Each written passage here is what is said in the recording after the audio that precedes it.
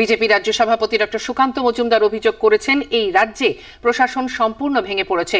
ব্যর্থতার দায় মুখ্যমন্ত্রী মমতা বন্দ্যোপাধ্যায়ের ইস্তফার দাবি জানিয়েছেন তিনি।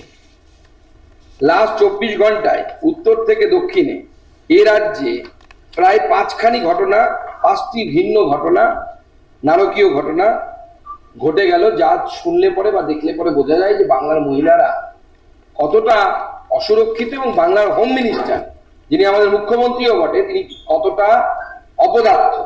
গতকাল কুচবিহারে দিনহাটায় সোশ্যাল মিডিয়ায় একজন মহিলা, তাকে সোশ্যাল মিডিয়া ব্যবহার করে তাকে ধর্ষণের হুমকি দেওয়া হয় তৃণমূলের তরফ থেকে। তারপরে যখন সেই মহিলা থানায় পৌঁছন যে অভিযোগ করার জন্য, তখন সেই থানার বাইরে তৃণমূল কংগ্রেসের গুন্ডা বাহিনী সেই মহিলার উপরে আক্রমণ করে, সেই মহিলাকে মারধর করে। এই হচ্ছে রাজ্যের আইন ব্যবস্থা।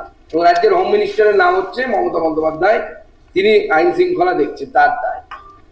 গতকাল রাতে ইলামবাজারে প্রাথমিক স্বাস্থ্য কেন্দ্রে একজন কর্তব্যরত নার্স, তার সাথে শ্লীলতাহানি হয়।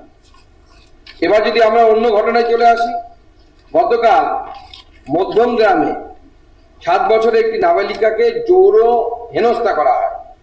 গ্রাম পঞ্চায়েত রুহান্ডা গ্রাম পঞ্চায়েতের রাজবাড়ি এলাকায় তৃণমূল কংগ্রেসের পঞ্চায়েত সদস্যের বাড়িতে গ্রামের মানুষ হামলা করে। আমরা বিজেপি বা অন্য কোনো রাজনৈতিক দল না, সাধারণ মানুষ প্রতিবাদ জানালে সাধারণ মানুষের উপরে মমতা বন্দ্যোপাধ্যায়ের পুলিশ, মমতা বন্দ্যোপাধ্যায়ের নির্দেশে কাঁদানে গ্যাস এবং লাঠি চালায়। আসানসোলের সালানপুরে 3য় শ্রেণীর এক নাবালিকা, তার শ্লীলতাহানি হয়। হাওড়ার হাসপাতালে একজন নাবালিকা রুগী যখন সিটি স্ক্যান করাতে যান, তখন তার শ্লীলতাহানি এবং তারপরে তাকে ধর্ষণের চেষ্টা করে সেই বিভাগেরই একজন কর্মী। তাই আমরা দাবি করছি, একদিকে যেমন বিনীত গোয়েলের ইস্তফা চায়, তার সাথে সাথে এই অপদার্থ হোম মিনিস্টার, আমাদের অপদার্থ মুখ্যমন্ত্রী, তারও ইস্তফা আমরা দাবি করছি।